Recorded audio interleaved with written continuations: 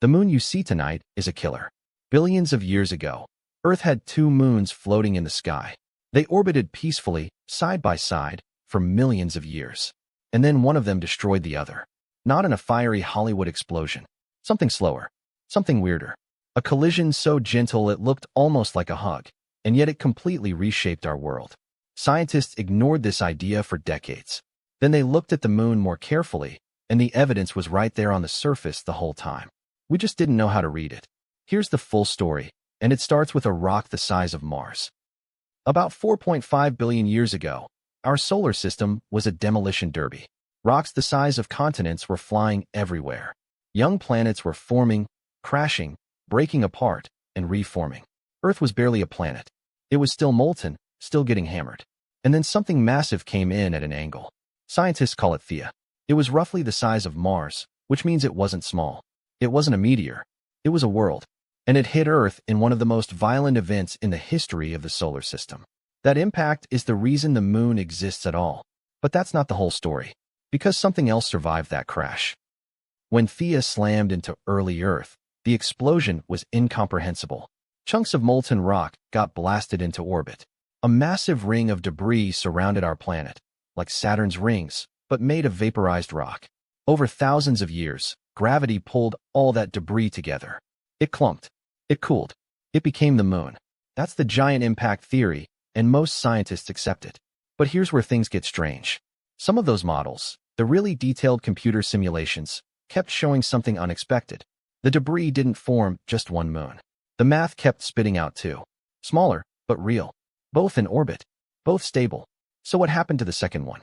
That's the question that launched an entirely new theory. In 2011, two researchers named Martin Jutzi and Eric Asfog published a paper that turned heads. Their idea was simple but wild. They said Earth did form two moons after the Theia impact. The bigger one, our moon, was about 2,000 miles wide. The smaller companion moon was about 750 miles wide. For tens of millions of years, they both orbited Earth together. But orbits aren't always stable forever. Slowly, almost imperceptibly, the smaller moon drifted. Gravity nudged it. And eventually, it was on a collision course with its bigger sibling. The closing speed was slow, barely 5,000 miles per hour relative to the moon. In space terms, that's practically a parking lot fender bender. But the results were catastrophic.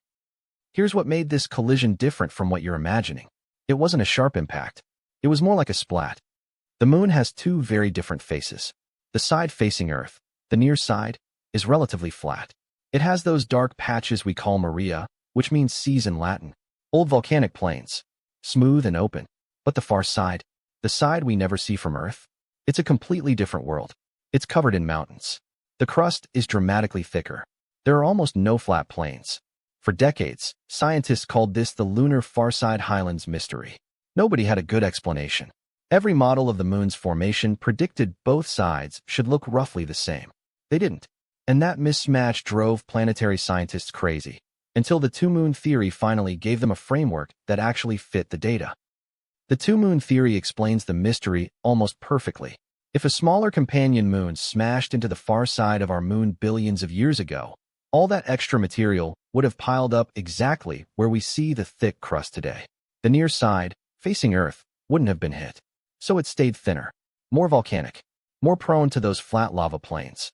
The math lines up, the geology lines up, and the simulations, when scientists model a slow, low-speed collision between two moons of the right sizes, reproduce the exact asymmetry we observe on the moon's surface. It's not proof. Science rarely works in certainties. But it is one of the most compelling explanations ever put forward for one of the moon's oldest unsolved riddles. And the implications go even further than the moon itself. Think about what this means. The moon we rely on, the one that stabilizes Earth's tilt, drives our tides, and may have helped life evolve in the oceans, is literally built from the remains of two worlds. A giant impactor named Theia, and a small, forgotten companion moon that gave its entire body to the one we have now.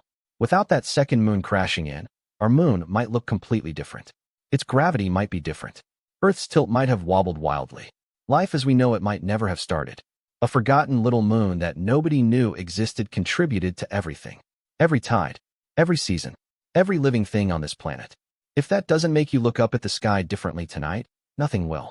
Subscribe, because we've got more stories just like this one waiting for you.